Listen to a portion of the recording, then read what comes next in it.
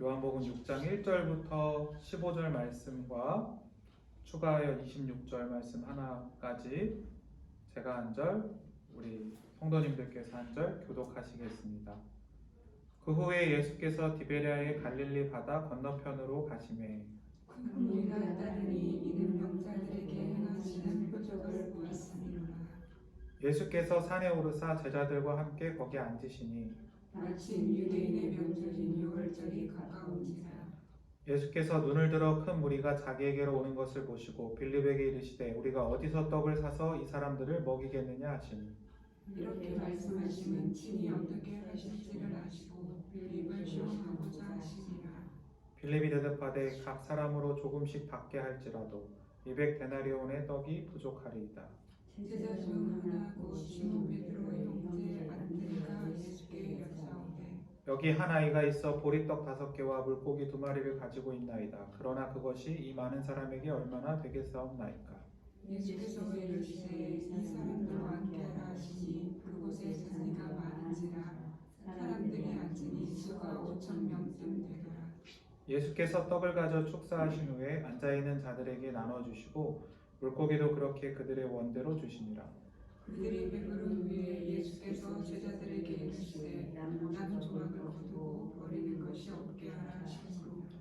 이에 거두니 보리떡 5개로 먹고 남은 조각이 12바구니에 찼더라.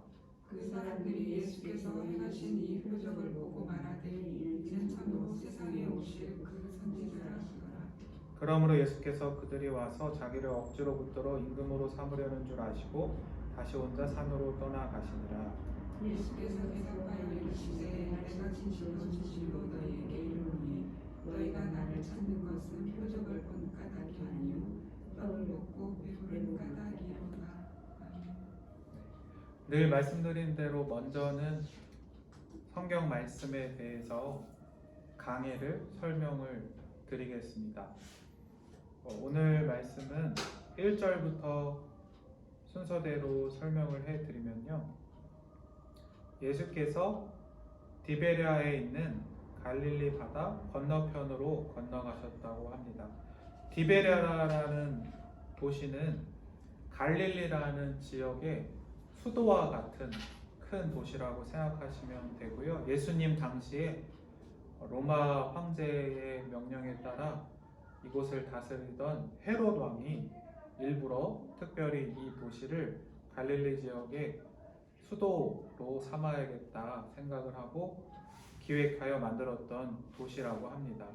그래서 디베랴라는 도시가 있고 이게 갈릴리 지역에서 제일 큰 도시 중에 하나였기 때문에 성경의 다른 말씀에서 자주 나오진 않지만 요한복음 21장에 예수님께서 제자들과 함께 이렇게 떡과 물고기를 잡아서 드실 때 보면 디베랴 호수라는 말이 있어요. 그때 디베랴 호수는 갈릴리 호수랑 똑같은 말입니다. 아마 들어보셨을 거예요. 그러니까 디베랴 도시 가까이에 있었고 원래 갈릴리 지역에 있는 갈릴리 호수라고 이름이 붙어 있지만 사람들이 디베랴 호수라고도 불렀던 것 같습니다. 굳이 아주 쉽게 생각하면 충청도 하면 도시가 어디가 떠오르시나요? 대전이려나요? 큰 도시가? 그런 느낌으로 생각하시면 돼요. 예수님이 많이 활동하셨던 갈릴리라는 지역의 가장 유명한 도시가 디베랴입니다. 2절 말씀에 큰 무리가 따르니 이는 병자들에게 행하시는 표적을 보았음이로라. 제가 중간중간 저는 마태, 마가, 누가복음을 다 읽고 왔기 때문에 설명으로만 좀 드리면 예수님께서 무리들을 보시고 특별히 이제 마태복음을 보면 죄송합니다. 마태복음인지 마가복음인지를 보면 목자 없는 양이라는 표현이 있어요. 감동적인 말인데 예수님께서 자신을 따라다니는 큰 무리들을 보고 저들이 마치 목자가 없는 양들처럼 불쌍히 여기셨다. 네. 이렇게 생각을 하시고 그들을 위하여 특별히 아픈 사람들을 예수님께서 불쌍히 여기고 고쳐주셨다라는 성경의 내용도 있습니다. 이제 3절 말씀을 보면, 그러니까 오늘 이야기는 디베랴에서 갈릴리 바다를 건너서 예수님과 제자들은 건너갔는데, 예수님이 목자가 없는 양들과 같은 불쌍하게 여기셨던, 사랑하셨던 무리들이 예수님이 자신들을 돌봐주고 말씀도 전하여주고 아픈 사람들도 고쳐주고 하는 것을 보고 많이 따라왔다. 건너편까지도 많이 따라오고 점점 많은 사람들이 따라왔었다는 얘기입니다. 3절에 보면 이제 예수님께서 제자들과 함께 산에 오르셨습니다. 이스라엘은 산지가 많기 때문에 우리나라도 그렇지만 산 쪽에 이렇게 초원 같은 것이 넓게 있을 수 있는 그런 곳에 가셨다고 생각하시면 되겠습니다. 4절에 때는 6월절이 가까웠다고 하고 있고요. 5절 말씀을 보면 이제 큰 무리가 예수님을 며칠 동안을 따라다니는지 모르겠지만 호수를 다 건너서 따라올 정도면 정말 예수님을 열심히 따라다녔던 모양인데 식사 때가 됐는데 먹을 것이 다 떨어져서 먹을 것이 없었나 봐요. 그래서 5절 말씀을 보면 예수님께서 눈을 들어 큰 무리가 자기에게로 오는 것을 보시고 제자 빌립에게 이르시되 우리가 어디서 떡을 사서 이 사람들을 먹이겠느냐 하셨다고 합니다. 다른 말로 하면 예수님께서 사람들이 배가 고파 보이고 이제 먹을 것이 다 떨어져 보이는데 어떻게 이 사람들을 먹여야 하지 않겠느냐라고 말씀하신 걸로 보입니다. 6절 말씀에 이렇게 말씀하시면 친히 어떻게 하실지를 아시고 빌립을 시험하고자 하십니다. 약간 어려울 수 있는데요. 풀어서 설명하면 쉽습니다. 예수님께서는 친히 자기가 어떻게 이 사람들을 다 먹이게 하실지를 예수님은 모르는 것이 없고 다 아시기 때문에 하나님의 아들이시기 때문에 알고 계셨어요. 다만 여기서 시험하다라는 말은 빌립을 공경에 빠뜨렸다라는 뜻이라기보다는 하나님도 우리를 시험하신다라는 말이 있잖아요. 정확한 뜻은 예수님께서 제자 빌립의 믿음이 있는지 없는지 보시려고, 또 지금은 없더라도 믿음을 연단하여서 나중에는 믿음이 크게 되라고 일부러 물어보셨다는 뜻입니다. 일부러 말씀하신 거예요. 하지만 그때 빌립은 충분한 믿음이 별로 없었습니다. 그래서 예수님의 의도를 잘 모르고 그냥 예수님 이 사람들을 다 먹으려면 7절 말씀은 그 뜻이에요. 200데나리온이 있어야 됩니다. 그래야 떡을 사와서 먹일 수 있습니다. 이렇게 얘기한 겁니다. 성경 말씀에 특히 복음서에 데나리온 단위가 나오면 얼마인지 대충 아시나요? 하루 일당. 당시 이스라엘 사람들의 평균 하루 일당. 그래서 꼭 그 당시가 아니더라도 우리로 생각하면 쉽게 계산할 수 있습니다. 우리가 보통 평균 노동자, 평범한 또 험한 일을 할 수 있는 노동자가 평균 하루 일당이 얼마인가요? 7만 원인가요? 8만 원? 정말 많으면 10만 원 할까요? 15만. 네. 그래서 계산해 보면 200데나리온이라니까 10만 원으로 쳐도 2천만 원. 네. 8, 9만 원이라고 치면은 8만 원 곱하기 200이니까 한 1,600, 700만 원, 한 2천만 원. 그 정도라고 생각하시면 됩니다. 네. 저만 궁금했네요. 아무튼 성경에서 데나리온이 나오면 하루 일당이구나. 한 10만 원 계산하면 대충 맞겠구나. 정말 사람이 많았던 거죠. 2천만 원이 필요합니다 라고 얘기를 했다고 합니다. 근데 이제 8절 말씀에 사실 8절 말씀으로 가기 전에 역시나 마테마가 누가복음에 있는 오병이어를 살펴보면 맥락을 더 잘 알 수 있어요. 예수님께서 먼저 얘기를 하세요. 이렇게 제자들이, 특히 빌립이 와서 예수님 근데 이 사람들 다 먹이려면 2천만 원이 있어야 돼요. 그러니까 예수님이 좀 이해가 안 되는 말씀을 마테마가 누가복음에 하세요. 뭐라고 하시냐면 아마 들어보셨을 텐데 너희가 먹을 것을 주어라 이런 얘기를 하십니다. 너희가 먹을 것을 주어라 예수님이 얘기했다고 생각을 하시고, 그래서 이제 막 제자들도 다 먹을 게 떨어졌는데 어떻게 이제 사람이 2만 명이 있으니까 가까운 곳을 좀 찾아봤겠죠. 막 특별히 요한복음에서는 제자 안드레가 막 근처에서 사람들에게 막 말을 해서 예수님이 먹을 것이 필요하답니다. 이렇게 해가지고 한 소년이, 한 아이가 자기의 전부였겠죠. 보리떡 5개와 그래서 오병이어라는 말을 쓰는데 물고기 2마리, 작지만 자기가 가진 전부를 이제 찾아왔습니다. 그러니까 그나마 제자들 근처에 한 100명 됐을까요? 일단 급하게 사람들을 뒤져서 먹을 거를 받아서 온 게 오병이어가 전부였어요. 그러면 안드레는 믿음이 출중했느냐? 그것도 아닙니다. 보시면 아시겠죠? 9절 하반절을 보면 안드레가 말한 거예요. 이거는 그러나 그것이 이 많은 사람에게 얼마나 되겠사옵나이까. 쉽게 얘기하면 예수님 가져오라고 해서 너희가 먹을 걸 주라고 해서 최대한 찾아보긴 했는데 이게 다예요. 이렇게 얘기하는 거예요. 10절 말씀을 보면 예수님께서는 예수님의 일을 하십니다. 일단 사람들을 잘 이렇게 정렬해서 우리가 먹을 걸 나눠줄 수 있게 쉽도록 잘 앉게 하라. 그래서 쭉 앉게 했습니다. 사람들이 앉으니 수가 5,000명쯤 되더라.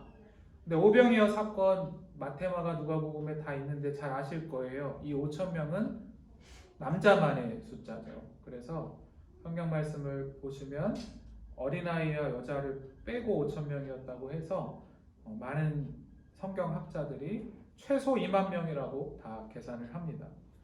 2만 명 이상의 사람들이 있었을 것이다.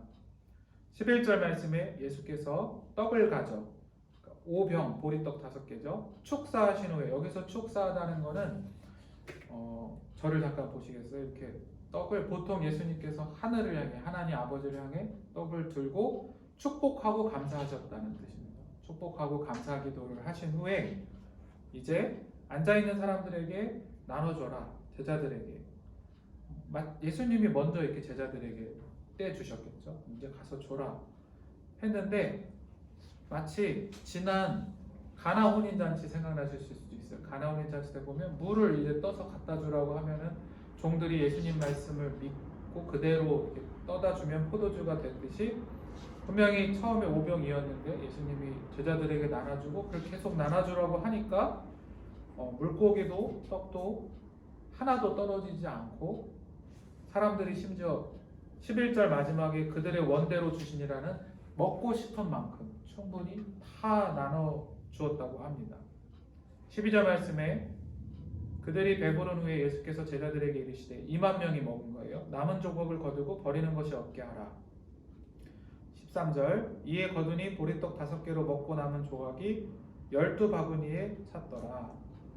수요 예배 우리 목사님 말씀 들어보신 분들은 잘 아실 거고 또 전에 성경 공부에서도 보신 적이 있을 텐데 12은 12지파도 있지만 성경에서는 완전수라고 하는 하나님께서 우리에게 12이라는 숫자를 완전하다, 많다라는 숫자로 이렇게 성경에서 자주 말씀을 해 주시는 숫자인데요. 그래서 12바구니에 가득 찼다라는 뜻은 쉽게 생각하면 아직 이 자리에 없지만 예수님께서만 주실 수 있는 그 떡, 또 나중에 예수님이 나는 생명의 떡이다 말씀도 하시잖아요.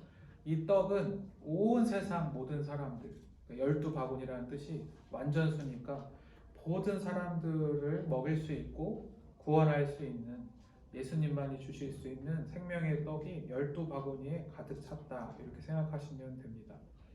14절 말씀에 사람들이 예수께서 행하신 이 표적을 보고 말하되 이는 참으로 세상에 오실 그 선지자라 하더라. 예수님이 활동하실 당시에 사람들이 예수님을 보고 선지자라고 생각하는 경우가 많았죠.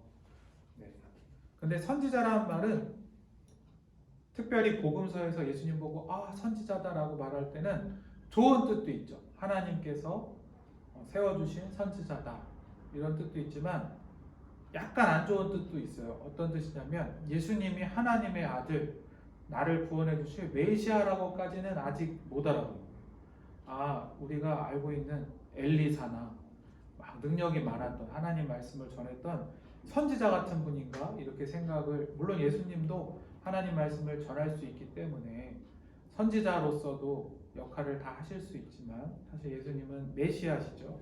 유일한 하나님의 아들 구원자이십니다. 그래서 틀린 말은 아니지만 부족하다. 라고 할 수 있겠습니다. 15절 말씀에 그러므로 예수께서 그들이 와서 자기를 억지로 붙들어 임금으로 삼으려는 줄 아시고 다시 혼자 산으로 떠나가시리라. 여기서 좀 설명이 필요한데요. 억지로 붙들어 임금으로 삼으려고 했다, 사람들이. 그래서 한 번쯤 들어보셨을 거예요. 메시아에 대해서도 당시 많은 이스라엘 사람들은, 심지어 제자들 중에도 많은 사람들이 주님이 이 땅에 왕으로 오신 건 맞는데 메시아가 하나님이 이 땅에 보내실 왕이라는 뜻도 있는데요. 그 임금, 왕의 개념을 좀 오해하고 있었어요. 특히 이스라엘 사람들은, 제자들을 포함해서 뭐라고 생각했냐면 다윗 왕 같은 왕이 올 거다. 보통 메시아를 생각하면 사람들이 잘못 생각한 거예요. 다윗 왕 같은 왕이 와셔서 우리를, 당시에 이제 로마의 지배를 받고 있었으니까 로마에서 해방해주고 다시 우리나라를 잘 먹고 잘 살게, 부강하게 만들어줄 그런 강한 왕이 오셔서 우리를 구해줄 거, 이스라엘을 구해줄 거다. 이 정도로 생각하고 있었습니다. 그러니까 예수님은 왕으로 오신 것이 맞지만 사람들이 이렇게 억지로 붙들어 임금으로 삼는 그 생각하는 왕의 수준이 아니셨기 때문에 조용히 혼자 다른 곳으로 가셨습니다.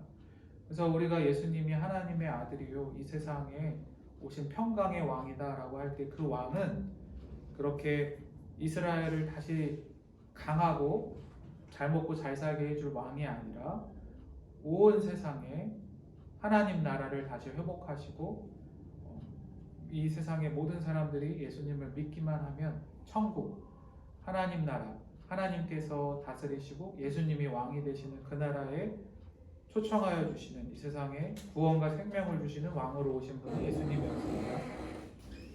죄송합니다. 아닙니다. 네, 인자 여전대가 끝났어요. 네, 감사합니다. 이렇게 이제 오늘 말씀이 있고요. 26절 말씀은 제가 추가로 넣어놨는데, 이렇게 오병이어 기적이 일어났습니다.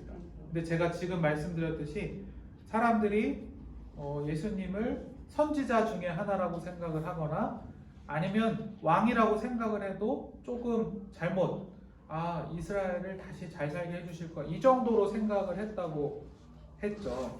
예수님께서도 이제 오병이어 이후에도 더 많은 사람들이 막 예수님을 따라온 거예요. 하지만 예수님은 이 사람들의 믿음이 아직 부족하다는 거를, 사실 믿음이 없는 거죠, 다 꿰뚫어 보시고 이렇게 직접 얘기하신 겁니다. 26절 말씀 제가 읽겠습니다.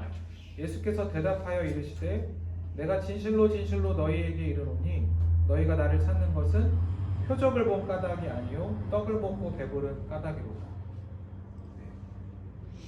표적을 본 까닭이 아니다라는 말은, 제가 표적은 어떤 거를 표시하는 거라고 했잖아요. 기적이 일어났는데 보리떡 5개와 물고기 2마리로 모든 사람을, 2만 명이 넘는 사람을 먹이는 기적이 일어났는데 그것을 먹었다는 것보다 중요한 것은, 그것이 표시하는 것은 예수님은 이 세상을 구원하시려고, 사실 생명의 떡을 주시려고 하나님께서 보내주신 하나님의 아들 메시아가 맞다, 이 표현이라는 거예요.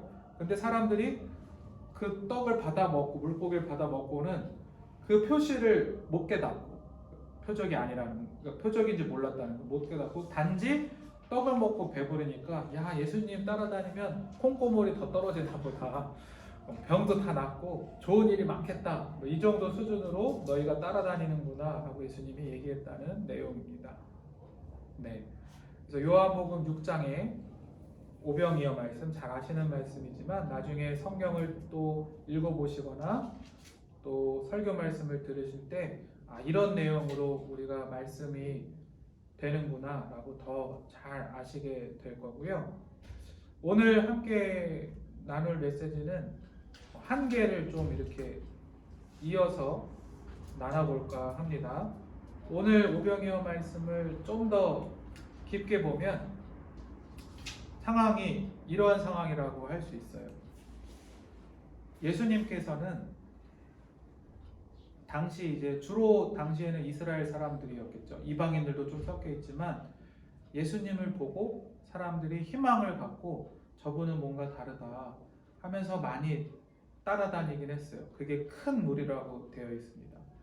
근데 예수님께서는 사랑이 많으시고 또 인간들을 다 구원하시려는 마음도 있으셨고 결국은 또 그 사랑으로 십자가에서 보혈을 다 흘리시기까지 우리를 사랑해 주셨는데 그러한 마음으로 사람들을 돌보아 주시고 말씀도 전해 주시고 병자들도 고쳐 주시고 했어요.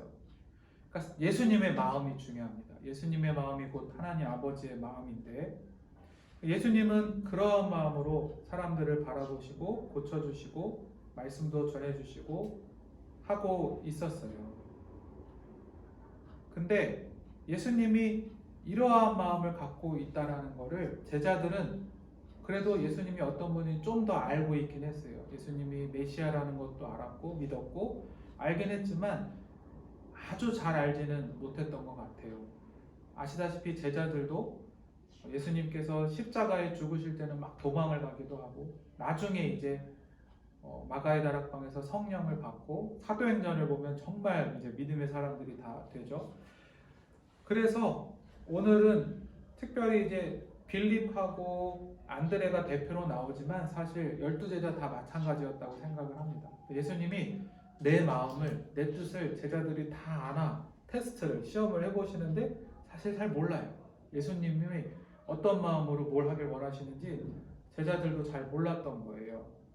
그래가지고 사람들이 이제 아까 말씀드렸듯이 예수님을 따르던 많은 사람도 오늘 2만 명이라고 하는데 2만 명이 배가 고픈 때가 되니까 제자들도 발을 막 동동 구르면서 저 사람들을 뭘 먹여야 되는데 정도밖에 생각을 못 하는 거예요. 그러니까 빌립이 대표로. 근데 사실 12제자도 똑같은데 예수님 저 사람들 다 먹이려면 2천만 원이 필요한 것 같아요. 이렇게 얘기를 한 거예요. 근데 사실 저도 찔릴 수 있고 우리 성도님들도 찔릴 수 있는데 저희도 그럴 수 있습니다. 저희가 다른 사람을 위해서 중보기도를 해주거나 또 특히 자녀들을 위해서 막 중보기도 해줄 때 자녀한테 안 약한 사람이 없잖아요.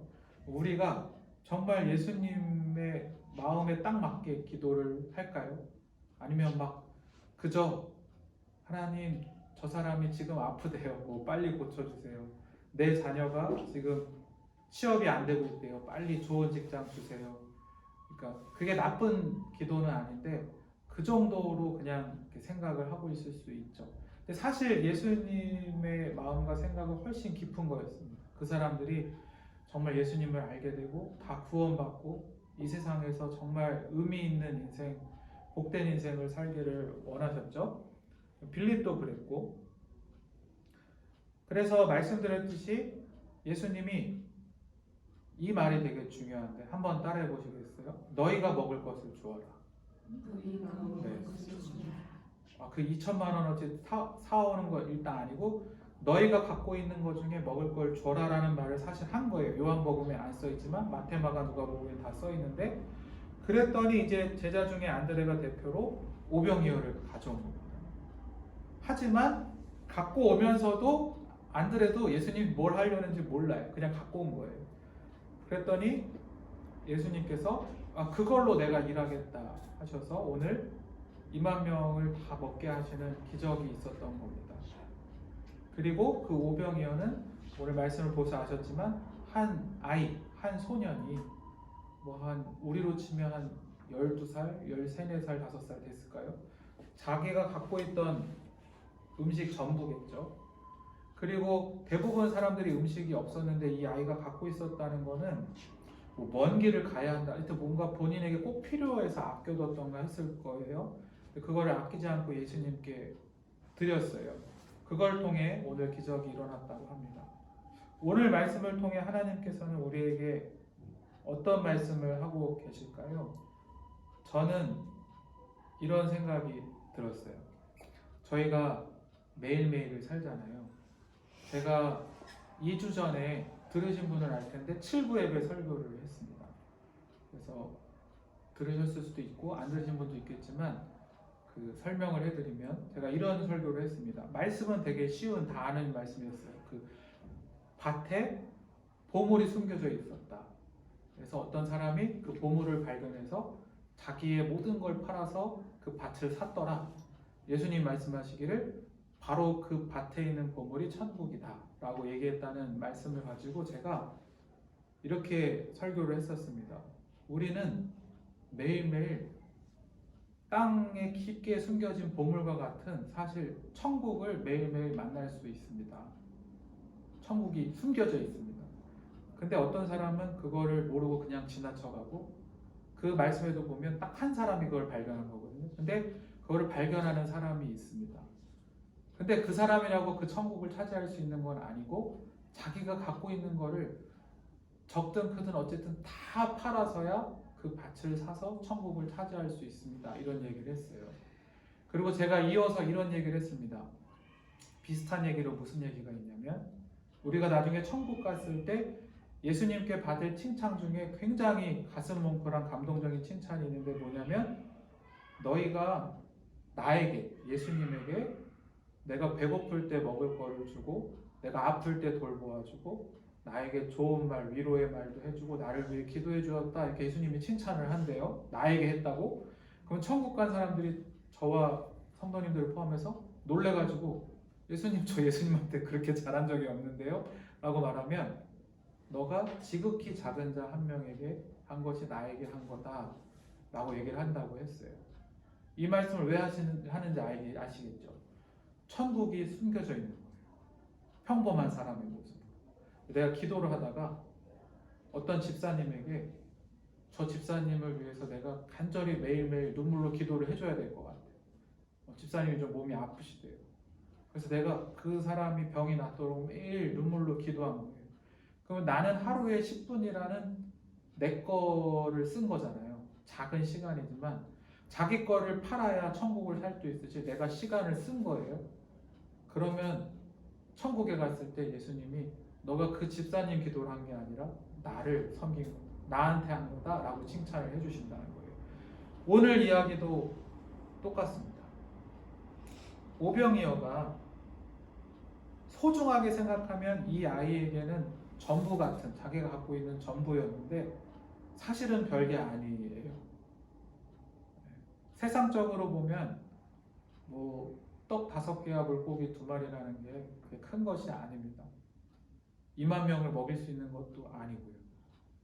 근데 이 아이가 잘한 것은, 물론 이 아이가 거기까지 생각 못했을 거예요. 제자들도 못했지만. 근데 이제 우리는 이 말씀을 통해 배우는 것은 내가 갖고 있는 시간, 물질, 그 어떤 것이 됐던, 뭐 친절, 그리고 뭐 교회 와서 이제 곧 바자회 같은 거 하면 봉사도 하고 김치도 담그시고 이런 것도 하는데, 어떤 것이 됐던 건강이 될 수도 있죠.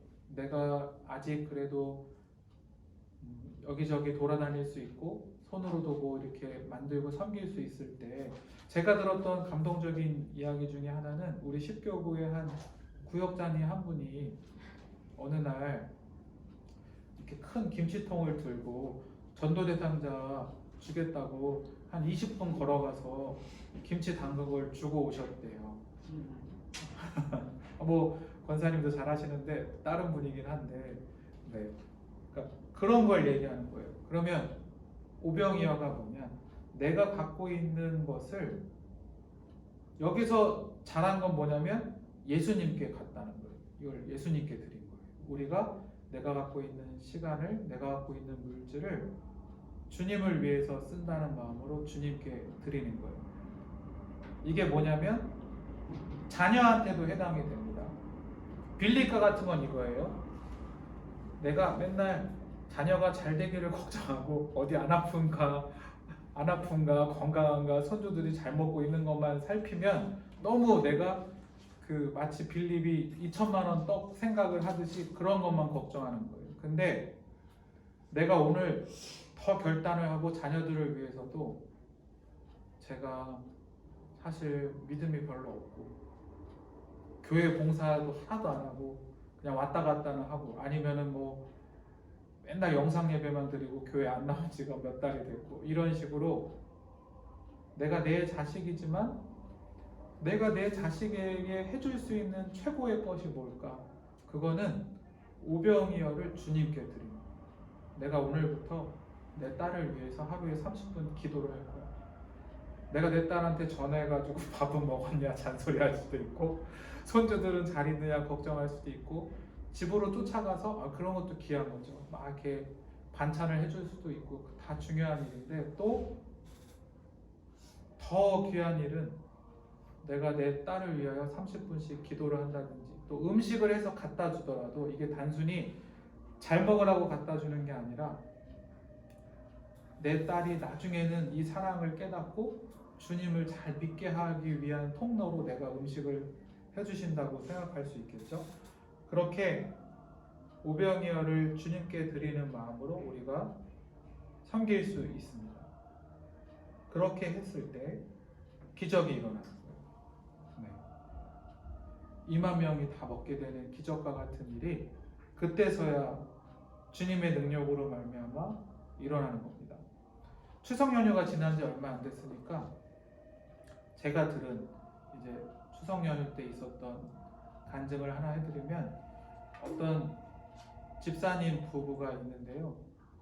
잘 믿는 분들인데 이제 양가에 교회도 잘 안 다니고 예수님 잘 안 믿고 속썩이 있는 형제들이 이제 한 명씩 있대요.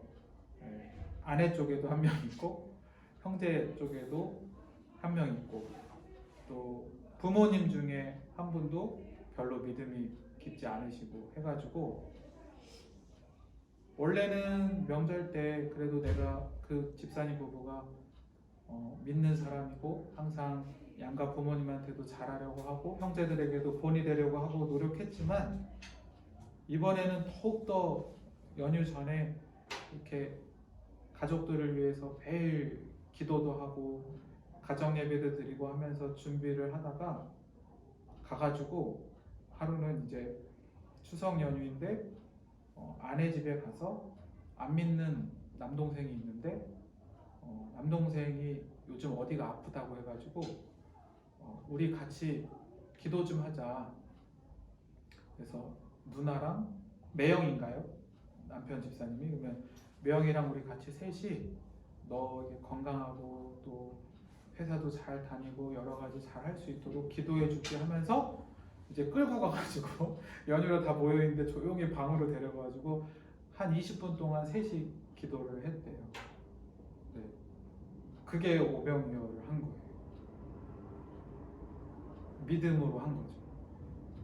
그래서 처음에 걱정했대요. 제가 교회를 안 나간 지 한 20년은 됐는데 괜히 기도한다고 했다가 우리 욕먹는 거 아니냐, 막 싫어하는 거 아니냐. 하여튼 잘 부드럽게 얘기해가지고 처음에는 나 교회 안 나, 하여튼 그러다가 가서 같이 기도를 했는데, 그 남동생이 어렸을 때는 교회를 열심히 다녔기 때문에 뭔가 그래, 하나님은 참 나를 기다리고 사랑하시는 분인데 내가 지금 당장 막 바빠서 교회는 안 나가긴 하지만 누나 기도해줘서, 매형 기도해줘서 고마워요. 저도 기도하고 나중에 교회 잘 다닐게요. 이렇게 기적이 있었다고 얘기를 하셨어요. 우리 성도님들, 또 영상으로 보는 성도님들 계신데요.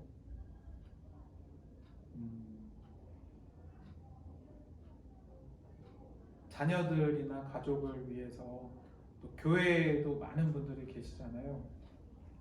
우리가 할 수 있는, 매일매일 할 수 있는 가장 소중하고 큰 일이 뭘까 생각해 보면, 오늘 한번 예수님 마음을 느껴보세요. 사실 제자들도 예수님 마음을 잘 몰랐어요. 예수님 떡을 사와야 되나요? 막 이러고, 예수님이 너희가 줘라 라고 했거든요. 그 말이 중요하다고 그랬죠. 너가 해라 했더니 잘 못 알아듣고 이 정도로 되나요? 이랬다는 거예요. 그 정도로 됩니다. 주님께 한다면. 그러니까 너희가 주라는 말은 뭐냐면, 너가 믿음으로 가서 기도해주고 사랑해주고 챙겨주고, 제일 귀한 일, 단지 이 사람이 잘 되고 마는 게 아니라 믿음이 생겨서 교회 다니게 되고, 지금 교회는 다니고 있지만 어디가 아프다면 같이 믿음으로 기도해서 하나님이 고쳐주시게 하고, 이런 일들을 위해서 우리가 헌신할 때에 하나님이 일하실 거다라는 메시지라고 할 수 있습니다. 마지막으로 감히 제 얘기를 해서 죄송한데 제가 요즘에 그런 생각이 자꾸 들어요. 몇몇 분들에게 말도 했어요. 뭐 누가 이제 자기 어머니가 아직 예수님을 안 믿는데요. 근데 사는 데가 저기 뭐 충청도 어디래요. 집사님 제가 어머니만 좋다고 하시면 같이 가가지고 복음을 전하고 영접 기도도 할 테니까요. 그 저한테 얘기만 하세요. 제 진심으로 얘기를 했어요. 왜 했을까요? 제가 뭐라고 사실 뭐 제가 목사긴 하지만 제가 어디 대전까지 가서 30분 말씀 전하고 기도해드리는 일이 마치 보리떡 5개와 물고기 2마리처럼 아무것도 아니라고 생각할 수 있어요. 근데 하나님이 저에게 점점 믿음을 주신 것 같아요. 아니다. 이 작은 거를 주님을 위해서 하면 그걸로 주님은 그 어머니가 천국 가는 하나님의 딸로 그날 역사하셔서 저 집사님이 평생 어머니 위해서 기도했는데 구원하실 수도 있다 라고 제가 생각하기 때문에 연락하라고 저는 진짜로 말하는 거예요. 여기 있는 분들도 마찬가지입니다. 언제든지 부탁을 하시 영상도 마찬가지시고요. 네. 그래서 제가 오늘 이야기를 이렇게 메시지를 전해봤는데 네. 우리가 내가 가진 것을 너희가 주라고 했잖아요. 내가 가진 것을 주님을 위해서 쓰기로 결정하고 내가 내 가족들이 됐던 이웃들이 되었던 아직 예수님을 모르는 이웃이 되었던 아니면 교회를 같이 다니지만 도움이 필요한 분들이 됐던 그들을 위하여 또 주님을 위하여 내가 더 눈물로 기도하고 섬기기로 했을 때 하나님이 그 사람을 구원하여서 천국 백성 삼아주시는 놀라운 기적과 같은 일들이 일어나고 또 내 기도를 사용하셔서 또 아팠던 집사님이 병이 났거나 또 오랫동안 교회 안 다녔던 내 자녀가 다시 교회를 오거나 이러한 귀한 일이 일어난다는 것을 믿음으로 바라보는 우리 저와 여러분이 되시기를 소망합니다. 네, 기도하시겠습니다. 사랑이 많으신 하나님